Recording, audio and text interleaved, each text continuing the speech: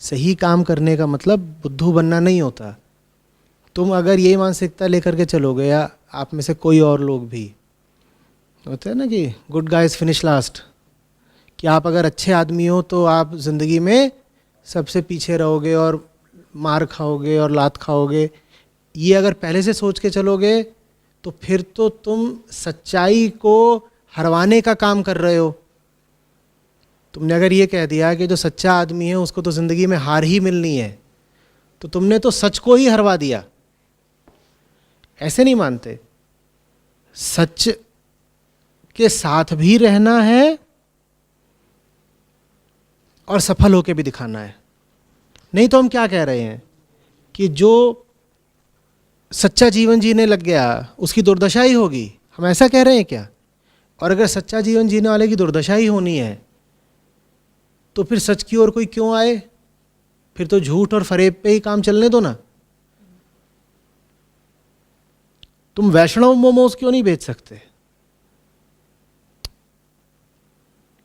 ये तुम ढाबे पे आते हो, वो इतना बड़ा बड़ा क्यों प्रचारित करते हैं शुद्ध शाकाहारी वैष्णव ढाबा? क्यों करते हैं?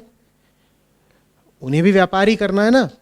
क्या वो व्यापार में होने के बावजूद कोई ऐसी चीज़ लिखेंगे जो उनका व्यापार गिराए? निश्चित रूप से ये बोल करके कि उनका ढाबा शुद्ध शाकाहारी है, उनको व्यापार में भी लाभ ही हो रहा है। क्योंकि बहुत लोग ऐसे होते हैं जो ऐसी जगह पर नहीं खाना चाहेंगे जहाँ बगल में हड्डियाँ तोड़ी जा रही हों, कि आप इस मेज़ पर बैठ के खा रहे हो और बगल की मेज़ पर चिकन चल रहा है। बहुत लोग हैं जो नहीं खाना चाहेंगे। तो इस बात को तुम अपना एक सेलिंग पॉइंट क्यों नहीं बना सकते? फिर बोल रहा हूँ, ऐसे हम कैसे करेंगे जहाँ जो अधर्मी हैं वो तो पूरे शातिर हैं, और जिन्हें धर्म पर चलना है वो भोंदू हैं? ऐसे कैसे चलेगा?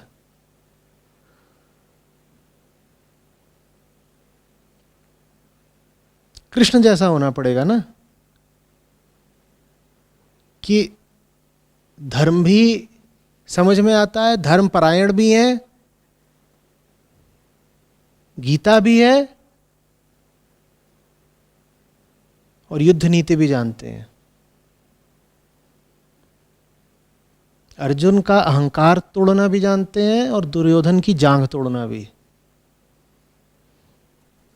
और अर्जुन का अहंकार तोड़ने के लिए गीता है तो गीता सही, और दुर्योधन की जांघ तोड़ने के लिए अगर अनीति करनी पड़े तो अनीति भी सही। नहीं तो युधिष्ठिर ने तो मामला सब तबाह ही कर दिया था, जीता जिताया युद्ध दुर्योधन के हाथ पर रख दिया था। पता है ना क्या बोल दिया था दुर्योधन से? वो छिपा हुआ था तालाब में, तो उससे बोलते हैं कि अच्छा ठीक है, तुम चुन लो इन हम पांचों में से तुम्हें किससे युद्ध करना है, और अगर हम पांचों में से तुमने किसी एक को भी हरा दिया तो सिंहासन तुम्हारा है। कृष्ण ने माथा पीट लिया, बोले आप सोच समझ के तो बोला करिए, क्या वचन दे दिया आपने? युधिष्ठिर बोले वो तो हमारी आदत है ऐसी, हम। अब ये दुर्योधन की खुददारी थी कि वो बोला कि तुम पांचों इस लायक ही नहीं हो कि तुमसे युद्ध करूंगा तो मैं उससे जो मेरी टक्कर का है, मैं भीम से करूंगा। वो ये भी बोल सकता था कि मैं युधिष्ठिर से करूंगा या सहदेव से करूंगा, वहीं पर खेल खत्म हो गया होता। लेकिन उसके बाद भी वो भीम पर भारी पड़ रहा था। तो फिर कृष्ण ने बहुत ये नहीं सोचा कि नीति क्या कहती है और गदा युद्ध के नियम क्या हैं। उन्होंने कहा कि अगर सब कुछ नियमानुसार ही हुआ तो आज ये भीम को तोड़ देगा। तो उसको इशारा करा कि मारो, नीचे मारो, कोई बात नहीं, मार दो। ऐसा धार्मिक आदमी चाहिए आज।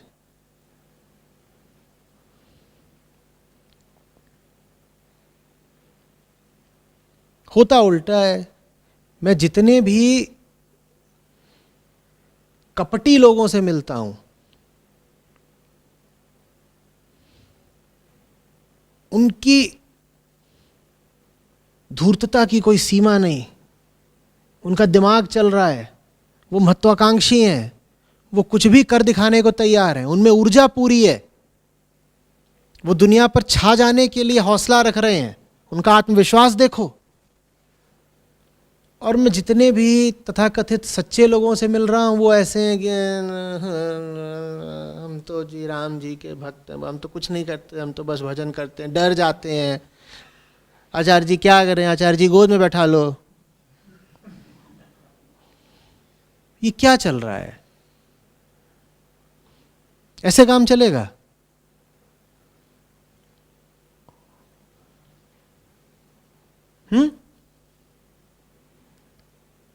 तुम ऐसे समय पर पैदा हुए हो जो इतिहास का सबसे भयानक संक्रमण काल है।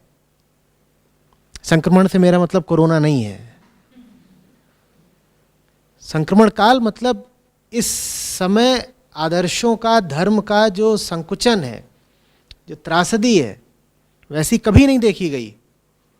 और आज के समय में अगर तुम गोलू बन के बैठ जाओगे, भोंदू बन के बैठ जाओगे, तो फिर तो अधर्म ने मैदान मारी रखा है। वो लोग तो जीते ही हुए हैं, नहीं जीते हुए हैं। सारी सत्ता उनके पास, ताकत उनके पास, पैसा उनके पास, वो तो छाए ही हुए हैं, संगठित वो हैं। उनको कैसे हरा पाएंगे फिर हम? बुद्धि कहाँ है, हौसला कहाँ है? यह सारा बुद्धि और हौसला हमने पापियों के हिस्से ही छोड़ दिया है।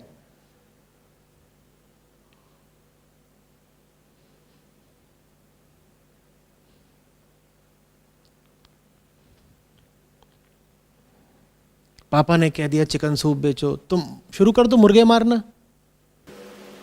मैंने तो मना ही कर रखा है कि हम तो नहीं। अरे मना ही कर रखा, ये मुद्दा भी क्यों है आज की चर्चा में? यही प्रेशर इतना ज़्यादा दे रहे हैं, कह रहे हैं वो प्रेशर कैसे दे पा रहे हैं तुम्हें? तुम गद्दे हो। कि वो भी आ जाते हैं तो काउंटर पे सामान वामान देखने के लिए इस तरीके से। क्यों आ जाते हैं? तुम्हारी दुकान है, तो पापा को तो मना नहीं कर सकते। क्यों नहीं मना कर सकते? दुर्योधन तो भाई था भीम का, वो जांग तोड़ सकता है, तुम पापा को नहीं मना कर सकते?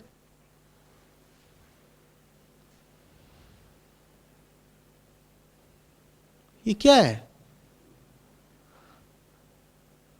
माया मां की शक्ल लेके आ सकती है और पाप पापा की शक्ल लेके आ सकता है। तो उनसे लड़ेंगे नहीं हम? बोलो।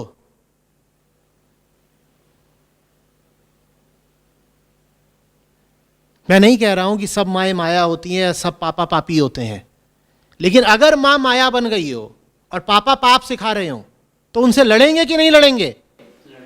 फिर जवानी कहां है तुम्हारी? तभी तो साहब दिखाया मैंने। ये क्या साहस है? तुम तो ऐसा लग रहा है कि साहस मांग रहे हो।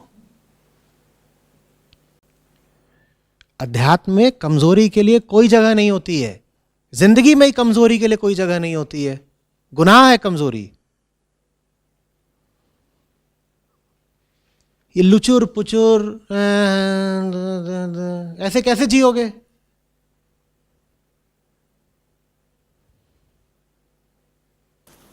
और सर जहाँ मैं काम करता हूँ मतलब वहाँ पे ये सब मतलब सारे सैंडविच सर्व होते हैं, तो फिर उसमें ये भी नॉन वेज भी सर्व होता है, वेज भी सर्व होता है, सारे सैंडविच सर्व होते हैं। तो इसी बात को प्रेरणा बना करके कुछ और शुरू करो ना।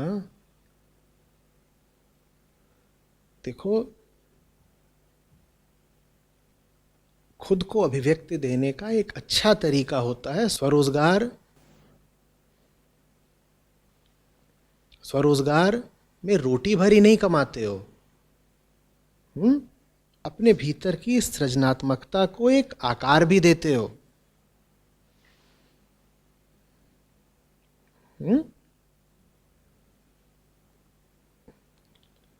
उम्र तुम्हारे साथ है, जिम्मेदारियां तुम पर नहीं है, कोई कर्ज तुम पर नहीं है।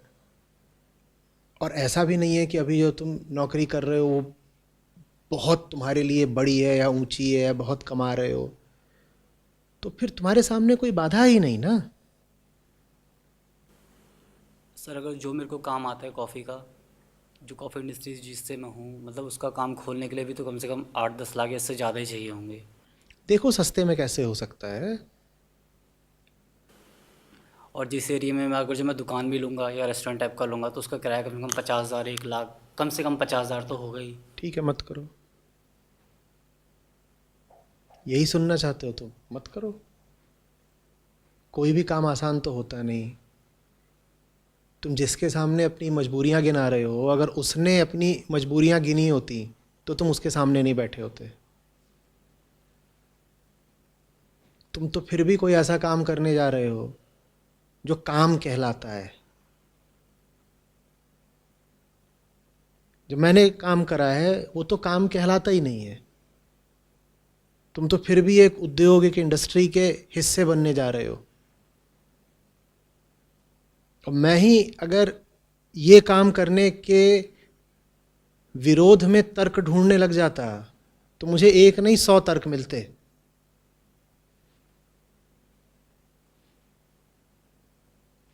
मजबूरियों का कोई अंत नहीं होता, और मजबूरियां गिनाने वाले को समझाया नहीं जा सकता।